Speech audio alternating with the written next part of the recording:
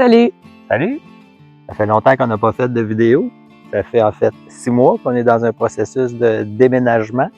On voulait changer d'emplacement pour notre autonomie, alors on a trouvé un endroit parfait pour ça. Et puis, on va vous faire visiter un peu qu'est-ce qu'on a apporté. On recommence à zéro. On va faire des vidéos pour vous montrer tout le processus de A à Z pour notre autonomie. Et le départ, on vous montre quelques affaires qu'on a apportées. On part de où? Et on vous montre un peu notre emplacement. Tu sais, quand on quitte un endroit, c'est vraiment pour moi, c'est de laisser derrière tout ce que j'avais planté avec amour, tout ce que je cultivais et je cueillais, donc surtout les vivaces. Alors, j'ai ramené un petit morceau de chaque vivace que j'avais et d'arbustes à petits fruits. Alors, j'ai implanté ça ici. Ça a été la première chose qu'on a plantée quand on est arrivé. Alors ici, bien, je vais vous parler des plantes au courant de l'année. En tout cas, éventuellement, je vais vous parler de ce que j'ai planté, de ce que je fais avec ça ici. Puis, on va suivre l'évolution de ce petit jardin. D'arrêter de se cacher. Défricher. Démarrer un potager, c'est long. Ça prend plusieurs années, améliorer le sol. Mais le démarrer pour être capable de cultiver quand c'est du gazon, c'est difficile, ça peut être long. Alors, on a commencé avec des plastiques, parce que les plastiques, au bout d'un an, tu peux déjà passer la machinerie ou la grelinette, tu peux déjà travailler le sol. On a préparé aussi un petit coin avec des patates qu'on a plantées à la fin de l'été pour faire un test. Des patates qui ont passé plusieurs mois dans le garage. On va en reparler. Mais l'objectif aussi, c'était d'avoir un endroit prêt pour planter notre ail qui se plante en septembre. Donc, on partait avec 0 emplacement de jardin. Alors, on a préparé un petit, surtout pour notre ail. Alors voilà, on va commencer comme ça. On a un emplacement pour l'année prochaine. Tout ce que je sais, c'est où le début du sentier.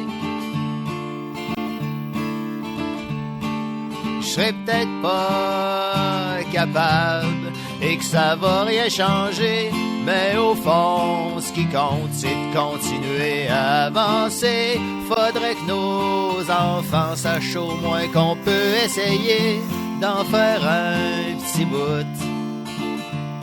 Une chose qu'on n'avait pas à notre ancienne place, dans nos anciens jardins, c'était un plan d'eau. Là, on a un lac qui est alimenté par sa propre source. Alors, on ne manque jamais d'eau. Mon défi, ça va être vraiment de le rendre, de le nettoyer, puis de le revitaliser pour en faire une petite piscine naturelle aussi. C'était baignable, mais il a été délaissé pendant quelques années. Alors, c'est mon gros défi de la prochaine année. Mais on est accro, on a besoin de dépenser. On a la chance d'arriver et il y a déjà des choses qui poussent. On a des érables. Il n'y en a pas des centaines, on en a probablement, on a dénombré peut-être entre 30 et 50. On a un beau gros ici, regarde-moi ça. On a aussi des pommiers, on a des noisetiers, tout plein de nos petits noisetiers sauvages. Alors, il y avait déjà des choses qui poussaient, on va en profiter. Donc, l'avantage de ce terrain-ci, c'est qu'on a la forêt qui est vraiment annexée à nos espaces de culture. Donc, pour apporter la matière, c'est beaucoup plus facile. Ça va être beaucoup plus productif pour nous, moins fatigant. Puis, en même temps, on va développer un jardin de sous-bois aussi. On va emmener des plantes de sous-bois. Et une diversité là, dans la forêt. On va faire des petits sentiers. On va continuer à développer aussi pour vraiment faire des jardins différents à plusieurs endroits. Allez, de laisser ce qui reste s'effriter. On commence à voir de mieux en mieux le sentier. On commence à voir.